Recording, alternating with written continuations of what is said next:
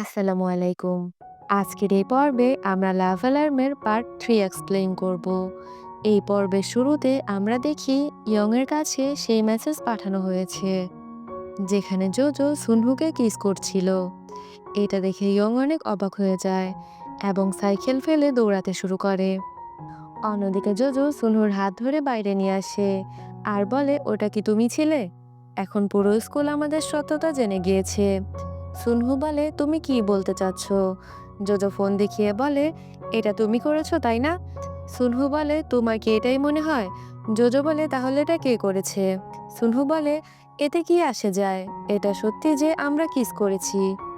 Young দৌড়ে স্কুলে আসে এবং দেখে সুনহু জোজোর হাত ধরে ভিতরে নিয়ে যাচ্ছে এবং ইয়ং ওদের পেছনে যায়। সুনহু এবং জোজো একে অপরের সামনে ছিল। সুনহু তার লাভ অ্যালার্ম ওপেন করে, ইয়ংও তার লাভ অ্যালার্ম ওপেন করে। সুনহুর ফোনে মেসেজ আসে এবং সেখানে 1 লেখা ছিল। এটা দেখে ইয়ং থেমে যায়। সুনহু বলে, জোজো তোমার লাভ অ্যালার্ম দেখাও। তখনও সেখানে ইয়ংকে দেখে। ইয়ং বাইরে চলে আসে, সুনহুর পিছে যেয়ে বলে, আমি তোমাকে ছেড়ে এটা করতে চাইনি।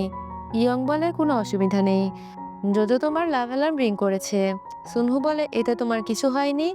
ইয়ং বলে, আমরা বলেছিলাম আমরা লাভ অ্যালার্মের উপর বিশ্বাস রাখবো এবং জোজোর উপর চয়েস ছেড়ে দেব। এবং ইয়ং ওখান থেকে চলে যায়।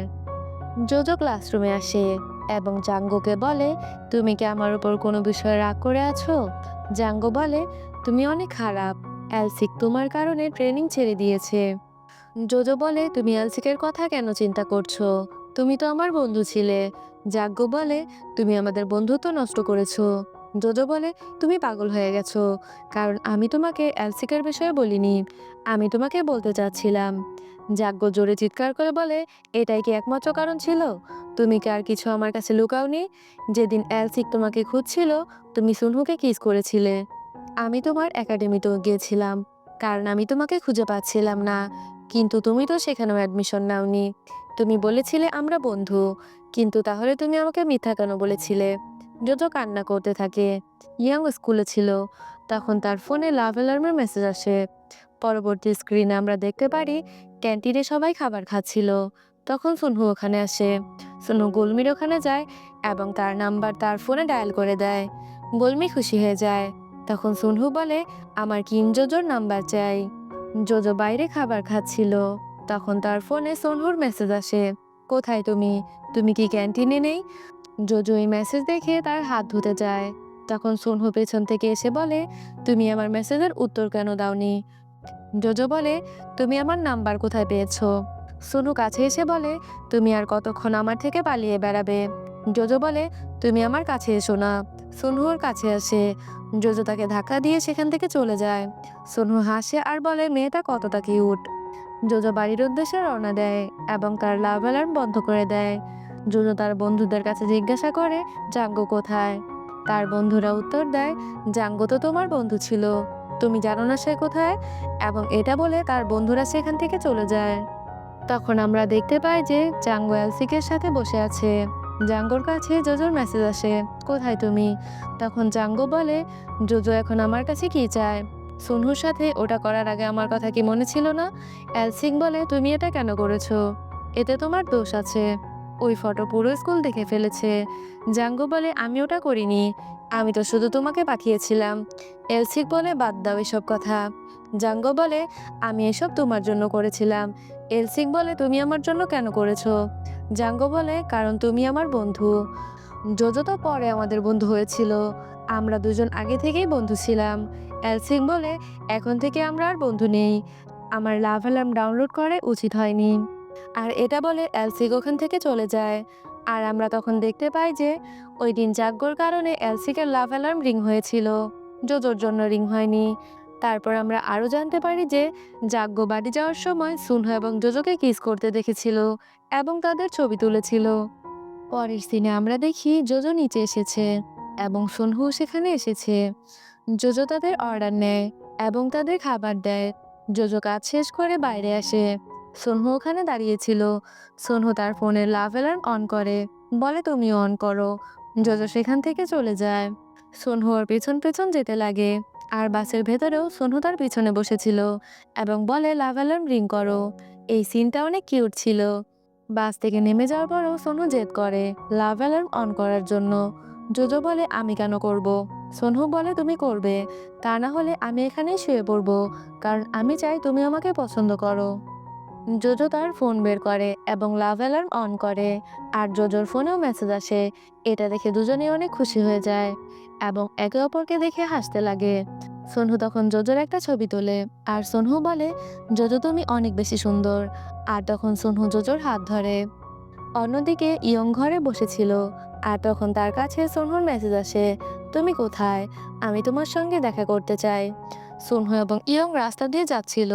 সোনহু দৌড়ে একটি দেয়ালের উপর বসে পড়ে। তখন ইয়ং বলে, ছোটবেলায় তুমি আমার সাহায্য ছাড়া কখনোই দেয়ালে উঠতে পারতে না।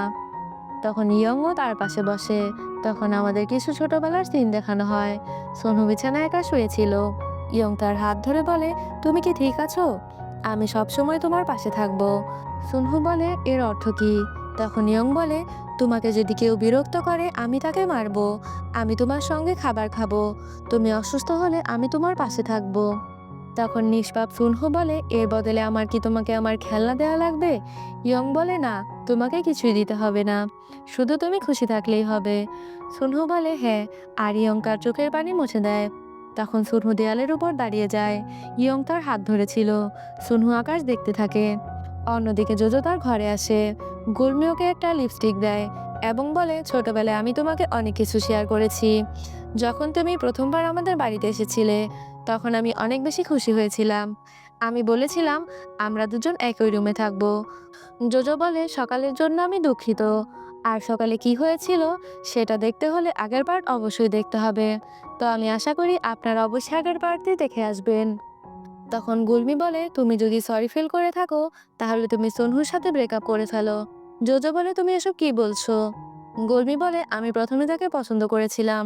জোজো বলে, এটা আমি করতে পারবো না, দুঃখিত।